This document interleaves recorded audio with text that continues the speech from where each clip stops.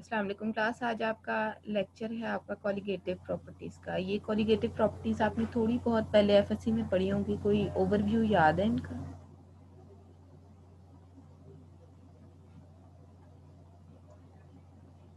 कि क्या होती थी या बिल्कुल भूल गई हैं? भूल गई हैं तो भी बता दें, मैंने तो आपका जीरो से ही प्रिपेयर किया है। जी मैम याद है। क्या होती हैं? जैसे vapour pressure, evaporation, boiling point, सिर्फ ये बॉइलिंग सारी पॉइंट, क्वालिटेटिव प्रॉपर्टी। सिर्फ बॉइलिंग पॉइंट और सिर्फ वेपर प्रेशर जो है ना, ये कॉलिगेटिव प्रॉपर्टी नहीं है। ठीक है, इसको अब आगे मैं जो है वो आपके लिए क्लियर कर देती हूँ।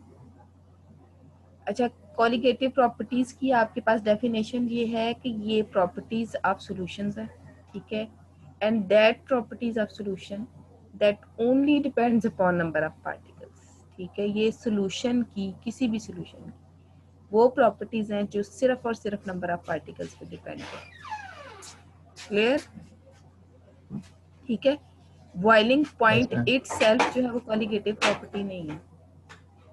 ठीक है, कॉलिगेटिव प्रॉपर्टी वो है जो सिर्फ और सिर्फ नंबर ऑफ पार्टिकल पे डिपेंड करती है। तो आपको याद होगा कि वहाँ पे एक बॉइलिंग पॉइंट के साथ टर्म थी एलिवेशन ऑफ बॉइलिंग पॉइंट।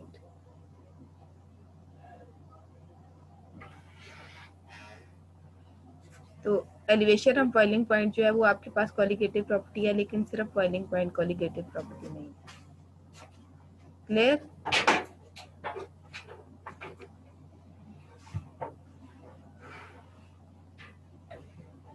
उसके बाद अब ये क्या है, यहाँ पे आपने कहा है कि नंबर ऑफ पार्टिकल्स, ठीक है, इन गिवन अमाउंट ऑफ सॉल्वेंट। अब यहाँ पे हमने कहा है कि सॉल्यूशन के अंदर नंबर ऑफ पार्टिकल्स, ठीक है, और यहाँ और सॉल्यूशन आपका कैसे बनता है, सोल्यूट और सॉल्वेंट से। Number of particles in given amount of solvent, ठीक है, इससे आपके पास क्या बनता है, सॉल्यूशन।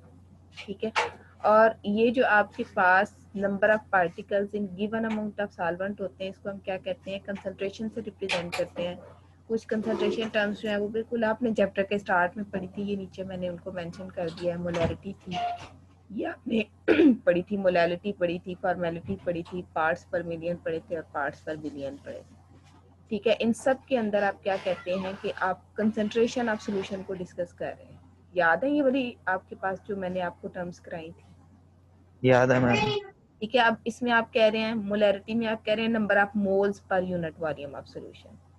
मोलैलिटी में आप कह रहे हैं number of moles per KG of solvent. यहाँ पे आप कह रहे हैं number of formula units per unit volume of solution. Micrograms of solute per volume of solution, nanograms of solute per volume of solution. ठीक है, अब अगर आप इन सारी टर्म्स पे थोड़ा सा गौर करते हैं, ठीक है, तो ये देखें, ये आपके पास क्या, नंबर ऑफ मोल्स। ठीक है, मोल्स में एवोगैड्रो नंबर ऑफ पार्टिकल्स होते हैं, ऐसे ही है। जी ma'am.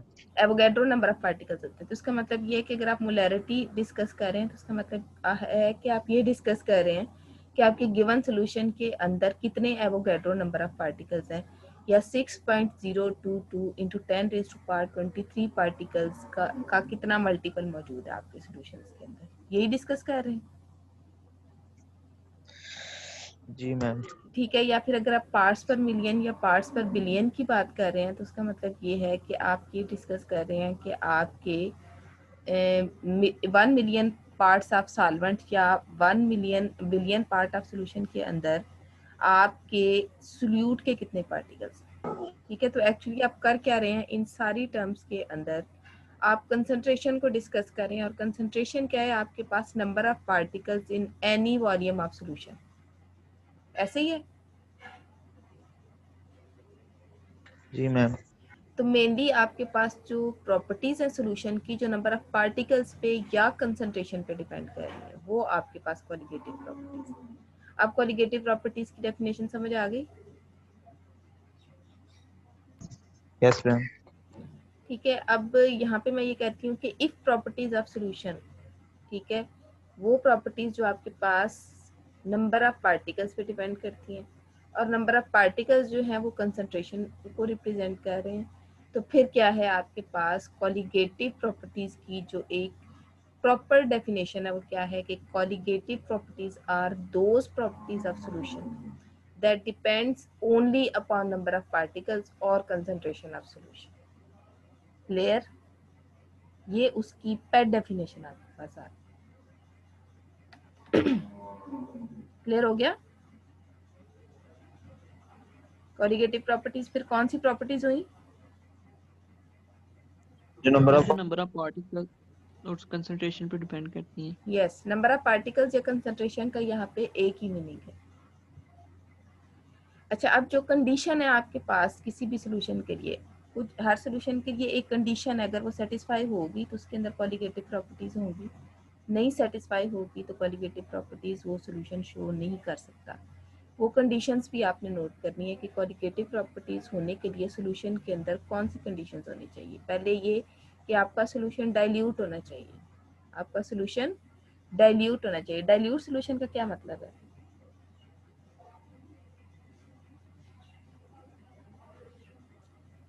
Ma'am less amount of solute in a yes, solvent. उसके अंदर सॉल्वेंट बहुत ज्यादा होना चाहिए और सोल्यूट उसके कंपैरिजन में बहुत कम होना चाहिए। ऐसे सोल्यूशन को हम डाइल्यूट कहते हैं। और अगर आपका सोल्यूट ज्यादा हो जाए तो उसे कंसंट्रेटेड सोल्यूशन कहते हैं। डाइल्यूट का मतलब ये है कि सोल्यूट की क्वांटिटी बहुत कम है। जैसे सपोज आप एक 1 टब लेते हैं ना फुल ऑफ वाटर, और उसके अंदर 1 स्पून जो है वो आप साल्ट ऐड कर देते हैं, तो वो साल्ट का डाइल्यूट सोल्यूशन है। आई बात की समझ?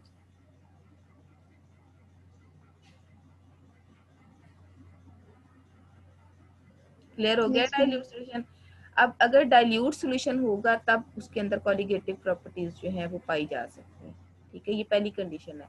नंबर 2 पे क्या है कि आपका जो सोल्यूट है, सोल्यूशन डाइल्यूट होना चाहिए, लेकिन जो आपका सोल्यूट है वो नॉन वोलेटाइल होना चाहिए। वो वाला सोल्यूट जिसकी बात आपने रॉल्स लॉ के अंदर की है कि वो नॉन वोलेटाइल है और नॉन इलेक्ट्रोलाइट है। सोल्यूट वो होना चाहिए और सोल्यूशन डाइल्यूट होना चाहिए, तब आपके सोल्यूशन के अंदर कोलिगेटिव प्रॉपर्टीज पाई जा सकती हैं। अदरवाइज आपका सोल्यूशन कोलिगेटिव प्रॉपर्टीज शो नहीं करेगा। तो इन दोनों कंडीशंस की समझ आ गई? Yes ma'am. अब अगर कोई सोल्यूशन जो है वो इन दोनों कंडीशंस को ओबे करता है, ठीक है, इन दोनों कंडीशंस को ओबे करता है, ठीक है, तो फिर क्या होगा कि आपका जो सोल्यूशन है, ठीक है, वो जो कि डाइल्यूट भी हुआ और उसका जो सोल्यूट है वो नॉन वोलेटाइल भी हुआ, तो ऐसा सोल्यूशन जो है वो आपके पास 4 किस्म की कोलिगेटिव प्रॉपर्टीज शो कर सकता है। जिसमें पहली है लोअरिंग ऑफ वेपर प्रेशर, दूसरी है एलिवेशन ऑफ बॉइलिंग पॉइंट, तीसरी है डिप्रेशन ऑफ फ्रीजिंग पॉइंट और चौथी है ऑस्मोटिक प्रेशर। ये आपने पहले की है, ठीक है। अब इसमें आप सिर्फ वेपर प्रेशर अगर कहें ना कि मैं सिर्फ वेपर प्रेशर का नाम लूँ, तो सिर्फ वेपर प्रेशर जो है वो कोलिगेटिव प्रॉपर्टी नहीं है, lowering of vapour pressure colligative property है।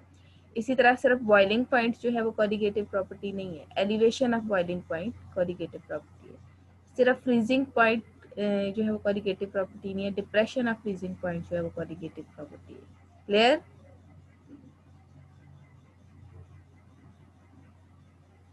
Yes ma'am. अब अगर मैं सिर्फ कह दूं वेपर प्रेशर, तो जरूरी नहीं कि वो डाइल्यूट सोल्यूशन का ही हो, वो कंसंट्रेटेड सोल्यूशन का भी हो सकता है। उसके अंदर सोल्यूट जो है वो वोलेटाइल भी हो सकता है, इलेक्ट्रोलाइट भी हो सकता है। तो इस केस में तो वो इन दोनों कंडीशंस को वे ही नहीं कर रहा, ठीक है। अगर इन दोनों को कंडीशंस को वो वे करता है तो उसका वेपर प्रेशर लो होता है, इसलिए हम कहते हैं कि लोअरिंग ऑफ वेपर प्रेशर सिर्फ आपके पास कोलिगेटिव प्रॉपर्टी है। अगर आप पेपर में लिखेंगे सिर्फ वेपर प्रेशर या सिर्फ बॉइलिंग पॉइंट की कोलिगेटिव प्रॉपर्टीज हैं, तो वो गलत आंसर होगा, क्योंकि सिर्फ वेपर प्रेशर जनरल है, लोअरिंग ऑफ वेपर प्रेशर जो है ये कोलिगेटिव प्रॉपर्टी है। बॉइलिंग पॉइंट जनरल है, लेकिन एलिवेशन ऑफ बॉइलिंग पॉइंट जो है ये कोलिगेटिव प्रॉपर्टी है। फ्रीजिंग पॉइंट जनरल है, लेकिन डिप्रेशन ऑफ फ्रीजिंग पॉइंट जो है वो एक कोलिगेटिव प्रॉपर्टी है। क्लियर? अब आगे यस चलें। मैम। अब हम क्या करते हैं कि ये जो आपकी चारों कोलिगेटिव प्रॉपर्टीज हैं इनको 1 बाय 1 चेक कर लेते हैं, ठीक है। सबसे पहले हम देख लेते हैं लोअरिंग ऑफ वेपर प्रेशर, ठीक है। अब लोअरिंग ऑफ वेपर प्रेशर जो है ये आप समझ लें कि तकरीबन जो आपने रॉल्स लॉ पढ़ा है ना पीछे, ऑलमोस्ट ये रॉल्स लॉ ही है। लोअरिंग ऑफ वेपर प्रेशर जो है वो कैसे, इसमें आप इसकी डेफिनेशन क्या थी आपके पास रॉल्स लॉ की, कि जब एक non volatile non electrolyte solute जो है उसको ऐड किया जाता है सॉल्वेंट के अंदर, तो vapour pressure of pure solvent जो है वो लो हो जाता है, और लोअरिंग ऑफ वेपर प्रेशर जो है वो डायरेक्टली प्रोपोर्शनल है अमाउंट ऑफ सोल्यूट डिसॉल्व्ड के किसी भी सॉल्वेंट के अंदर। रॉल्स लॉ की यही डेफिनेशन थी,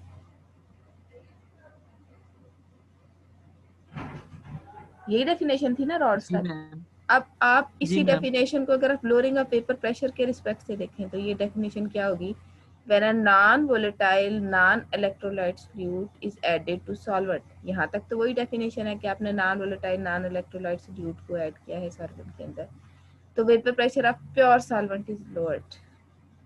ठीक है, वेपर प्रेशर जो है वो आपके पास प्योर सॉल्वेंट का लो हो जाएगा। and lowering of vapor pressure is directly proportional to amount of solute dissolved in fixed amount of solvent।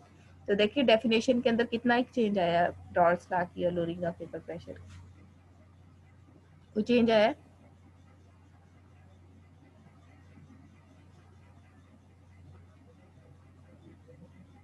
Change आया कोई डेफिनेशन में? मैम वही है।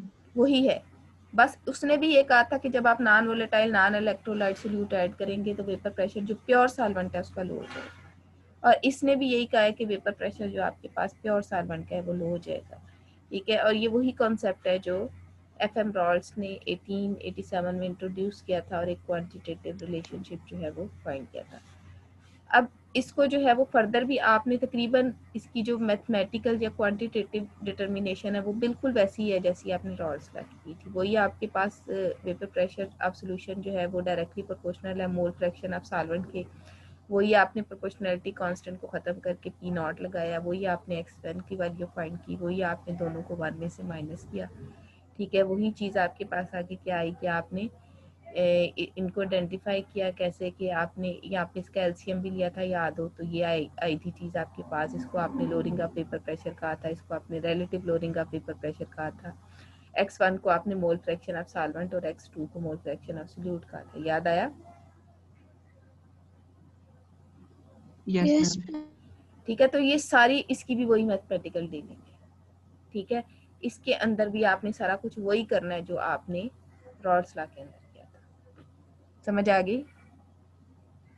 अब इसके अंदर जो एडिशनल चीज है वो क्या है आपके पास कि आपने एक एप्लीकेशन देखनी है लोअरिंग ऑफ वेपर प्रेशर की। अच्छा, वो एप्लीकेशन आपके पास क्या है कि आप लोअरिंग ऑफ वेपर प्रेशर के थ्रू किसी भी सोल्यूट का, ऐसा सोल्यूट जो अननोन सोल्यूट है, आपने कोई सोल्यूट ऐड किया अननोन अपने सोल्यूशन के अंदर, ठीक है, सॉल्वेंट में अननोन सोल्यूट ऐड करके आपने सोल्यूशन बनाया, आपको नहीं पता सोल्यूट कौन सा है, आप उसका मॉलिक्यूलर मास डिटरमिन कर सकते हैं और मॉलिक्यूलर मास से अंदाजा लगा सकते हैं कि ये कौन सा सोल्यूट है। सपोज आपके पास मॉलिक्यूलर मास है वो 26 ग्राम आ जाता है, तो आप अंदाजा लगा सकते हैं ये एल्यूमिनियम था। मॉलिक्यूलर मास जो है वो आपके पास आ जाता है 30 ग्राम, तो आप अंदाजा लगा सकते हैं कि ये फास्फोरस था। तो अननोन सोल्यूट का आप मॉलिक्यूलर मास फाइंड कर सकते हैं बाय दिस मेथड। अब इसको आगे जो है वो आपने क्या करना है, वही वाली सारी कैलकुलेशन लेनी है अननोन मास के लिए, वही जो हमने पीछे फॉलो की है। ठीक है, वही आपने दी। ठीक है, अब इसमें से आपने एक ये वाली टर्म देखनी है, ये जिसको मैंने येलो कर दिया, और एक ये रेड वाली टर्म। ठीक है, ये वाली जो रेड वाली टर्म है वो इसका एलसीएम लेने से आई है, याद है? Yes ma'am. अब इसी टर्म को मैंने आगे लेके जाना है, ये देखें।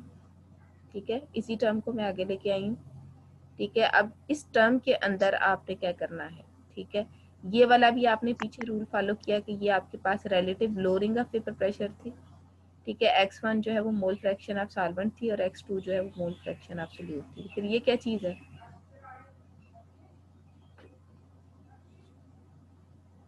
Mole fraction of solute. Mole fraction of solute है। ठीक है, मोल फ्रैक्शन ऑफ सोल्यूट के लिए भी आपने एक फार्मूला डिटरमिन किया था, अगर आपको याद हो, मैंने आपको एक रफली बताया था कि मोल फ्रैक्शन ऑफ सॉल्वेंट का मतलब है कि number of moles of solvent divided by total number of moles.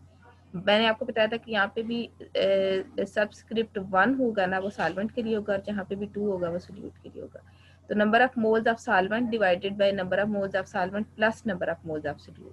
ठीक है, ये आपके पास x1 है, मोल फ्रैक्शन ऑफ सॉल्वेंट। ये जो आपके पास चीज है ना मोल फ्रैक्शन ऑफ सॉल्वेंट, ऊपर वाली चीज मैटर कर, नीचे जो है वो आपके पास यही चीज आएगी n1 प्लस n2। x1 है तो ऊपर n1 आएगा। ठीक है, और अगर आपके पास x2 है तो ऊपर n2 आएगा। तो ये आपके पास है mole fraction of solute, number of moles of solute divided by number of moles of solvent plus number of moles of solute. Clear? Yes ma'am. अब ये वाली जो टर्म है, ये वाली, इसको मैं यहाँ पे यूज कर सकती हूँ, यूज हो सकती है। Yes ma'am. ठीक है, तो यहाँ पे मैं क्या करूँगी, इस x2 की ये वाली वैल्यू पुट कर सकती हूँ, कर दी। ठीक है, अब इसके बाद क्या होगा आपके पास कि हम ये कहते हैं कि जो कॉलीगेटिव प्रॉपर्टीज हैं उसके लिए हमने जो दोनों कंडीशंस जो पढ़ी थी उनको अगर आप जरा रिमाइंड करें, solution should be dilute, solution dilute भी होना चाहिए और ना सोल्यूट नॉन वोलेटाइल भी होना चाहिए। अगर आपका सोल्यूशन डाइल्यूट है इसका मतलब ये है कि आपके सोल्यूशन के अंदर सोल्यूट की क्वांटिटी बहुत कम है। ठीक है, इसका मतलब ये है कि सॉल्वेंट के जो नंबर ऑफ मोल्स हैं वो बहुत ज्यादा हैं as compare to number of moles of solute, ऐसे ही है। जी मैम। अब अगर आपके पास ये कंडीशन सेटिस्फाइड हो जाती है, ठीक है, कि N2 जो है वो स्मॉलर एंड स्मॉलर है देन N1, ठीक है, यानी आप ये समझे कि एक पूरे टब के अंदर एक ड्रॉप जो है वो सोल्यूट है। ठीक है, तो अब अगर मैंने इन दोनों को इकट्ठा कर दिया है, ठीक है, तो इस सोल्यूट का इसके नंबर ऑफ मोल्स के ऊपर कोई खास फर्क पड़ा है? No ma'am. नहीं पड़ा। इसका मतलब है कि इसका यहाँ पे इफेक्ट डिनोमिनेटर में सोल्यूट का इफेक्ट निग्लिजिबल है, इसको हम इग्नोर कर सकते हैं, निग्लेक्ट कर सकते हैं। ठीक है, N2 को हम निग्लेक्ट कर सकते हैं क्योंकि N1 के कंपैरिजन में इसकी क्वांटिटी बहुत कम है।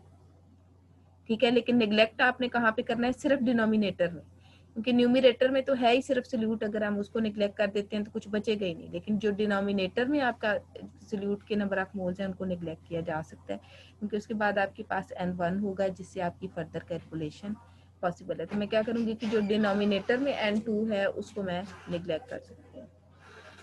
ठीक है, ये वाला N2 आपके पास जाएगा। ठीक है, और निग्लेक्ट होने के बाद मेरे पास ये चीज रह जाएगी। क्लियर? Yes ma'am. अब हम फर्दर इसको लेके मूव करते हैं अगर, तो ये चीज मेरे पास आ गई थी। ठीक है, अब इसमें N1 number of moles of solvent है और N2 जो है वो number of moles of solute है। ठीक है, अब ये नंबर ऑफ मोल्स का फार्मूला भी आपने बिल्कुल स्टार्ट में जब कंसंट्रेशन टर्म्स पढ़ी थी उस वक्त पढ़ा था, क्या था?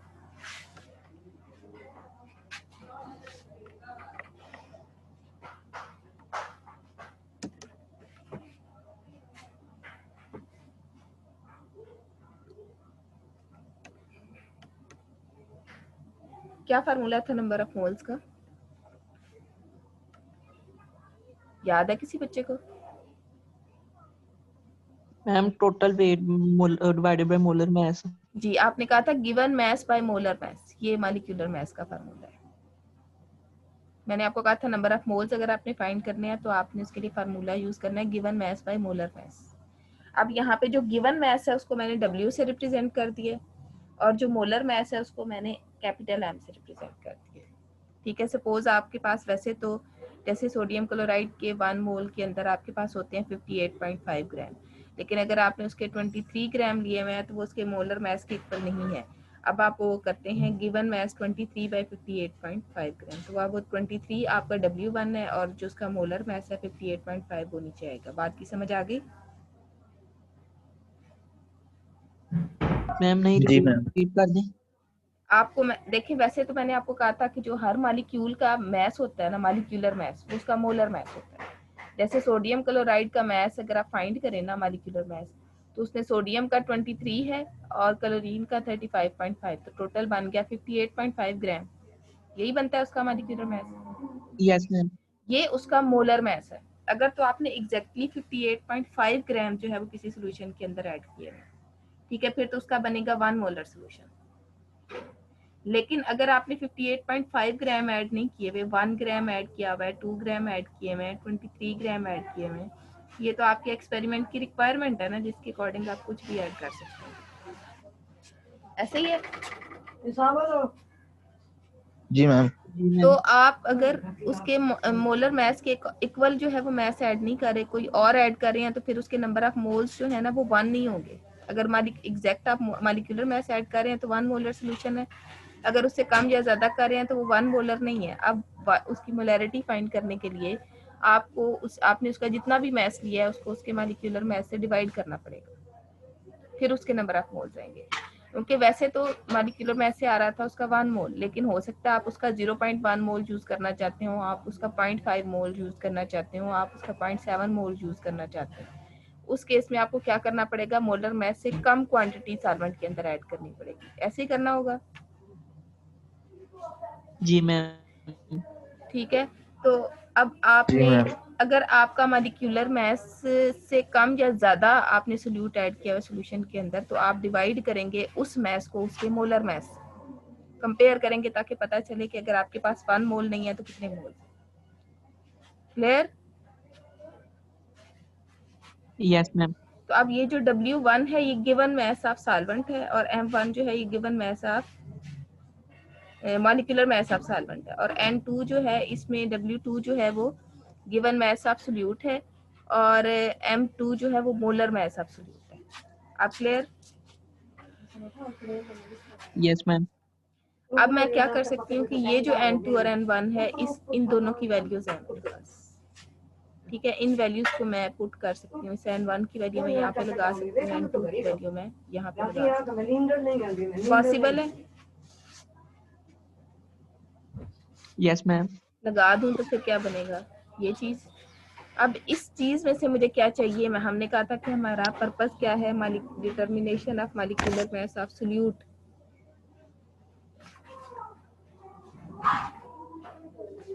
Determination of molecular mass of solute आपने यहाँ से फाइंड करना, ठीक है। तो M2 जो है वो आपका मॉलिक्यूलर मास ऑफ सोल्यूट है, वो अननोन सोल्यूट जो आपने अपने सोल्यूशन में ऐड किया और आपको उसका नहीं पता, ये आपने डिटरमिन करना है। तो इसके अंदर कोई ऐसी मैथमेटिकल अरेंजमेंट हो सकती है कि M2 की वैल्यू आ जाए?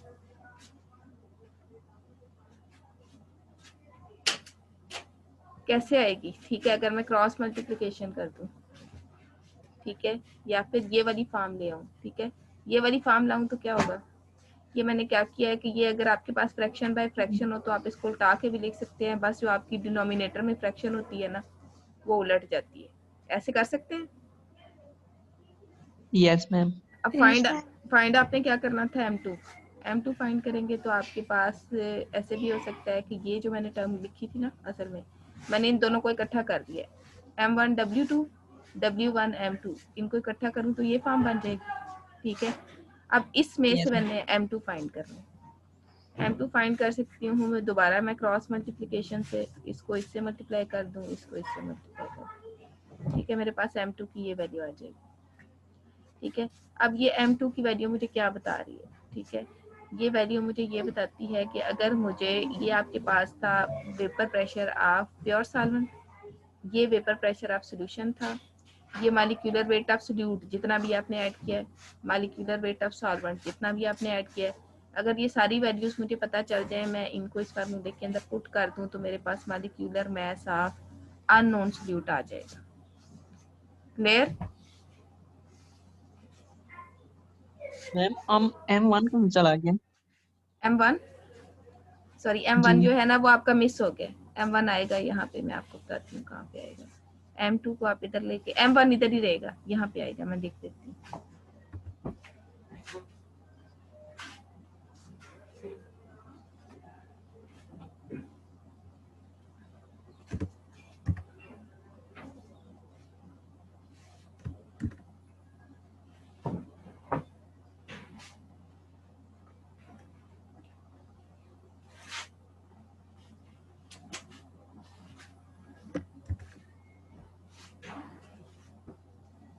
अब समझ आ गई?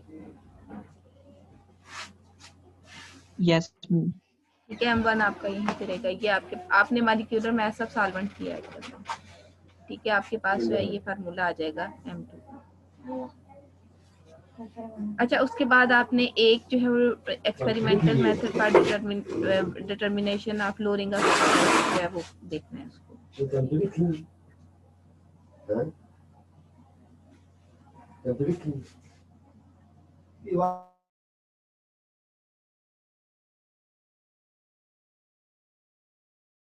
अब लोअरिंग ऑफ वेपर प्रेशर आपके पास क्या है? पीछे आपने रॉल्स लॉ में कहा था कि P0 माइनस P जो है ये आपके पास लोअरिंग ऑफ वेपर प्रेशर है, ठीक है। अब आपने इसको डिटरमिन करना है एक्सपेरिमेंटली। इसके लिए जो आपको ऑपरेटर्स चाहिए उसको हम कहते हैं रॉल्स बैरोमीट्रिक मेथड या रॉल्स बैरोमीटर, ठीक है। इसमें आपने फर्दर क्या करना है?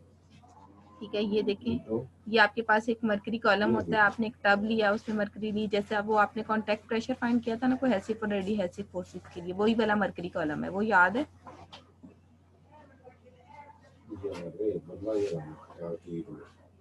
जी मैम, जिसमें वो ऊपर चला जाता था मर्करी। हाँ जी, ये वही वाला आपके पास मरकरी कॉलम है और इसके ऊपर थोड़ी सी जगह खाली है जहाँ पे वैक्यूम क्रिएट हुआ। ठीक है, वैसे आपने मरकरी फिल की हुई है सारे सर्फेस के अंदर। इसको जब आप फिल करते हैं तो उसके बाद आपके पास क्या होता है कि बाहर आप लगा देते हैं एक जैकेट। उस जैकेट के अंदर आपने वो वाला लिक्विड जो है वो मूव कराना होता है जिस लिक्विड की आपने जो है वो लोअरिंग का पेपर प्रेशर फाइंड करनी है।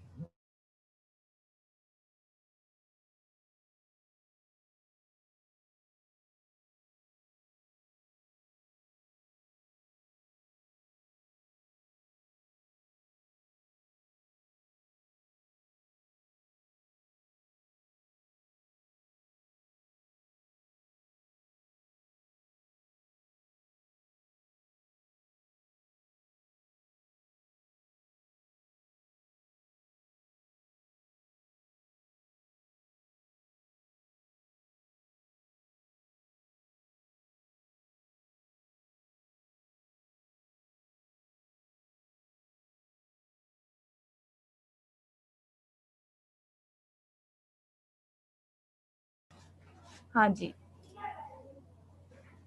अब ये जो है ये आपने जिस भी लिक्विड का आपने लोअरिंग का पेपर प्रेशर फाइंड करनी है वो यहाँ पे जो है वो आपने सर्कुलेट करवाना है। ठीक है, अब ये आपके साथ इसके साथ जो है वो सप्लाईज लगी, ये 2 सप्लाईज लगी हैं, यहाँ से आप अपना लिक्विड जो है वो इसके अंदर मूव करवा सकते हैं। अच्छा, अब एक चीज आपको चाहिए, इसको हम कहते हैं बेंट पाइपेट। ये शायद आपने अपनी लैब में देखी हो, ये एक अपरेटस होता है, इसके अंदर आप सोल्यूट को ऐड करके जो है वो किसी भी सोल्यूशन के अंदर जो है वो एडमिट कर सकते हैं। ठीक है, ये P0-P है। ठीक है, ये आपने फाइंड करना है। ठीक है, अब करना क्या है कि एक दफ़ा आपने क्या करना है कि इस सप्लाई के थ्रू इधर से आप पाइप लगाते हैं, पाइप के थ्रू आपने क्या करना है, प्योर लिक्विड को सर्कुलेट करना है इसके अंदर। ठीक है, उसके बाद आपने क्या करना है, ये देखें, ये चीज़ थी आपके पास vapour pressure of pure solvent P0 जो था, और ये जो है वो आपके पास आपने क्या करना है कि प्योर सॉल्वेंट को लेना है इस पाइपेट के अंदर। ठीक है, और फिर आपने क्या करना है कि प्योर सॉल्वेंट को यहाँ से इस बेंट पाइपेट के थ्रू इस मरकरी ट्यूब के नीचे से अंदर ऐड करना है। क्लियर? जी मैम। तो यहाँ से जब आप इसके अंदर ऐड करेंगे इसको, ठीक है, तो यहाँ पे क्या होगा कि कुछ देर के बाद ये जो वैक्यूम है ना ऊपर खाली, यहाँ पे आपके पास सॉल्वेंट के जो वेपर्स है ना वो जमा होना शुरू हो जाएंगे। इधर से जो है वो आपका कि जो आपने सॉल्वेंट ऐड किया उसके वेपर्स ऊपर की तरफ मूव करेंगे और इस वैक्यूम के अंदर जमा होना शुरू हो जाएंगे। अब कुछ देर के बाद क्या होगा कि वो वैक्यूम्स यहाँ पे टोटली फिल हो जाएंगे इस वैक्यूम के अंदर, और आपकी ये स्पेस होगी ना जो एम्प्टी स्पेस, ये उन वेपर से जो है वो सैचुरेट हो जाएगी, बिल्कुल फुल हो जाएगी। ठीक है, जब फुल हो जाएगी तो आपकी ये वाला जो मरकरी कॉलम है ना जो पहले यहाँ तक था, ठीक है, वैक्यूम तो इतने एरिया में था जहाँ पे मैंने लिखा हुआ, इसके बाद जो आपका मरकरी कॉलम था जब ये सैचुरेट हो जाएगा तो ये थोड़ा सा डिप्रेस होकर नीचे आ जाएगा, आपका मरकरी कॉलम आ जाएगा नीचे। जब ऊपर वेपर्स का प्रेशर होगा तो ये नीचे की तरफ दब जाएगा।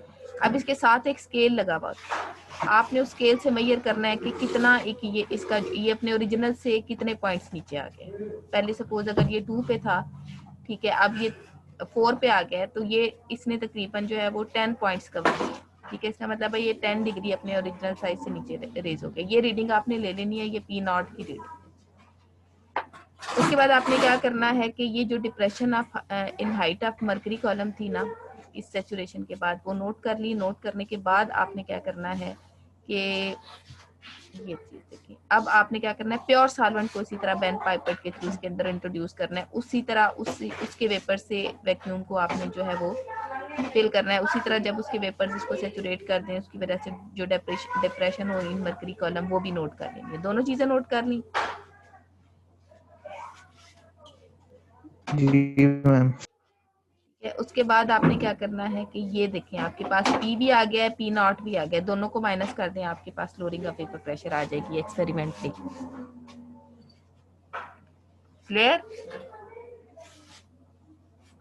जी मैम। मैम एक दफा मरकरी डाला था और एक दफा दूसरी दफा कोई और सॉल्वेंट डाला था। असल में आप जब इस बेंट पाइपेट के थ्रू कोई भी जो है वो केमिकल ऐड करते हैं या कोई भी कंपोनेंट सोल्यूट या सॉल्वेंट या सोल्यूशन आप जब ऐड करते हैं ना, तो उसकी वजह से क्या होता है कि यहाँ पे जो एम्प्टी स्पेस थी ना, वैक्यूम थी, वो उन वेपर से फिल हो जाती है और इस मरकरी को प्रेस करके नीचे ले आती है। ठीक है, जब यहाँ पे प्रेशर डेवलप होता है, मरकरी के ऊपर प्रेशर लगता है, उसका लेवल नीचे आ जाता है। आपने एक दफा सॉल्वेंट की वजह से कितना वेपर प्रेशर, सॉल्वेंट की वजह से ये आपके पास कितनी प्रेस हुई वो नोट करनी है, और एक दफा सोल्यूशन की वजह से ये कितनी प्रेस हुई वो नोट करनी है, और उन दोनों का डिफरेंस फाइंड करना है। समझ आइए? जी मैम। ठीक है, उन दोनों की वजह से वेपर प्रेशर जितना आया वो दोनों आपने नोट कर लेना, दोनों को माइनस कर देना, आपके पास जो है वो experimental determination of lowering of vapour pressure आ जाएगी। क्लियर? जी मैम। ठीक है, इसका कंक्लूजन आपके पास क्या होगा कि जब भी आपका कोई सोल्यूशन डाइल्यूट होगा और उसके अंदर सोल्यूट जो है वो नॉन वोलेटाइल होगा और कंडीशन सेटिस्फाई होंगी, तो आपका जो वेपर प्रेशर होगा ना सोल्यूशन का, ठीक है, वो लो होगा as compare to pure solvent. Pure solvent ज्यादा वेपर्स बनाएगा और सोल्यूशन जो है वो कम वेपर्स बनाएगा। उसकी वजह क्या होगी, ये लास्ट टाइम भी मैंने आपको बताया था कि जब वो एक नॉन वोलेटाइल सोल्यूट आपका लेयर ऑफ सॉल्वेंट के ऊपर आ जाता है, तो वो प्योर सॉल्वेंट के अंदर से निकलने वाले वेपर्स की जो तादाद होती है उसको कम कर देता है। क्योंकि जैसे मैंने आपको बताया था कि ऑयल जो है अगर उसकी लेयर बन जाती है वाटर के ऊपर, तो वो वाटर के अंदर से वेपर्स को निकल के बाहर नहीं जाने देता। जब वेपर बाहर कम जाते हैं तो वेपर प्रेशर ही कम हो जाता है। क्लियर? जी मैम। ठीक है, अब इसमें आप ये देखें, अगर मैं प्योरली अगर आप घर में चाय बनाते हैं तो जैसे देखें, अगर आप सिर्फ पानी उबाल रहे हो तो इतने वेपर्स निकल रहे होते हैं। नोट किया है कभी? सिर्फ पानी उबल रहा हो तो इतने वेपर्स निकल रहे होते हैं। लेकिन अगर आप चाय बना देते हैं तो वेपर्स की तादाद कम हो जाती है। उसकी वजह यह है कि ये था आपके पास प्योर सॉल्वेंट वाटर, इसके अंदर अब आपने non volatile non electrolyte solutes add किए हैं, आपने इसके अंदर चाय की पत्ती भी ऐड की है, आपने इसके अंदर जो है वो दूध भी ऐड किया है। ठीक है, तो ये दोनों चीजें जो है वो नॉन वोलेटाइल भी थी, नॉन इलेक्ट्रोलाइट भी थी, तो देखिए वेपर्स की तादाद कम हो गई। क्लियर? जी मैम। उसके बाद आपके पास ये जो क्वालिटेटिव प्रॉपर्टीज थी उसमें से एक आपने की है लोअरिंग ऑफ वेपर प्रेशर। ठीक है, दूसरी आपने करनी है एलिवेशन ऑफ बॉइलिंग पॉइंट। ठीक है, एलिवेशन ऑफ बॉइलिंग पॉइंट को अगर आप देखें तो ये क्या चीज है। ठीक है, सबसे पहले तो आप देखें कि जो एलिवेशन वर्ड है उसका मीनिंग क्या है। एलिवेशन वर्ड का मतलब होता है राइज। राइज एलिवेट करने का मतलब होता है इंक्रीज करना। ठीक है, और यहाँ पे एलिवेशन का मतलब है राइज ऑफ बॉइलिंग पॉइंट। ठीक है, तो ये कब होता है, जब एक, ये फिर आपने उसी डेफिनेशन पे आ जाना रॉल्स लॉ पे, कि जब एक non volatile non electrolyte solute add किया जाता है, ठीक है, तो vapour pressure of pure solvent जो है वो लो हो जाता है। ठीक है, ये रॉल्स लॉ की डेफिनेशन थी।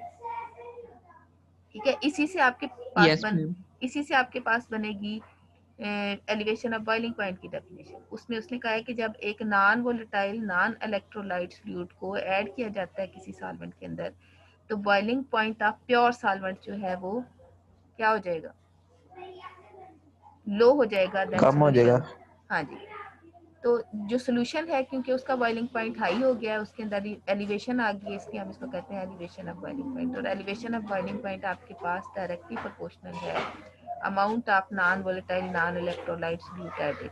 ठीक है, तो ये आपके पास आ गई है definition of elevation of boiling point. अब डेफिनेशन के अंदर तो कोई एम्बिग्विटी नहीं है आपको। No ma'am. अब इसको जो है वो फर्दर देखते हैं, इसकी हम ग्राफिकल रिप्रेजेंटेशन अगर देखें तो ये देखें, ये अगर आपके पास टेम्परेचर आप एक्स एक्सिस पे ले लें, वेपर प्रेशर आप वाई एक्सिस पे ले लें, तो एक आपके पास प्योर सॉल्वेंट की कर्व आ गई, एक आपके पास आ गई है सोल्यूशन की कर्व। ठीक है, ये ए बी जो है ये प्योर सॉल्वेंट की कर्व है, जो सी डी है ये सोल्यूशन की कर्व है। ठीक है, तो अब आप ये देखें कि जो सॉल्वेंट की कर्व है ऊपर है, जो सोल्यूशन की कर्व है वो नीचे है। ठीक है, और ये मैंने जहाँ पे जो सॉल्वेंट के लिए जो आपके पास वेपर प्रेशर लिया है वो 1 एटमॉस्फेरिक प्रेशर है। उसके बाद जो है वो अगर मैं वो दोनों पॉइंट्स जो है वो मीट करती हूँ जहाँ पे सोल्यूट और सॉल्वेंट दोनों आपस में मिल रहे हैं, तो ये आपका सॉल्वेंट है, ये सोल्यूट है, ये दोनों जहाँ पे आपस में मिल रहे हैं वो ये चीज़ है, ये वेपर प्रेशर ऑफ सोल्यूशन है।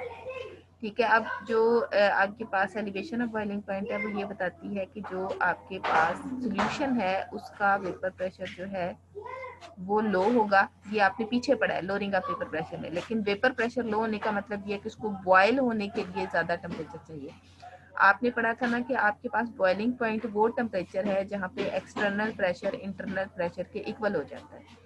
अगर सोल्यूशन का वेपर प्रेशर लो हो गया तो इसका मतलब है कि उसको बॉयल होने के लिए अपना प्रेशर एक्सटर्नल प्रेशर 1 एटमॉस्फेयर के इक्वल करने के लिए ज़्यादा टेम्परेचर की ज़रूरत है, जिसकी वजह से सोल्यूशन का जो वेपर प्रेशर है बॉइलिंग पॉइंट है वो हाई हो जाएगा। वेपर प्रेशर लो होगा सोल्यूशन का लेकिन बॉइलिंग पॉइंट हाई हो जाएगा।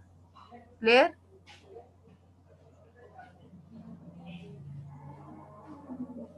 समझ आ यस गई? मैम। ठीक है। अब ये मेरे पास बॉइलिंग पॉइंट ऑफ जी मैम। सोल्यूशन है जो कि ग्रेटर होगा than boiling point of pure solvent. ठीक है, यानी आपके पास जो T0 है प्योर सॉल्वेंट का, आपके पास जो टेम्परेचर है वो हाई होगा देन सोल्यूशन। अब ये जो मेरे पास T0 और TS जो मैंने यहाँ पे दोनों लिए हैं, इन दोनों का जो डिफरेंस है एक्चुअली वो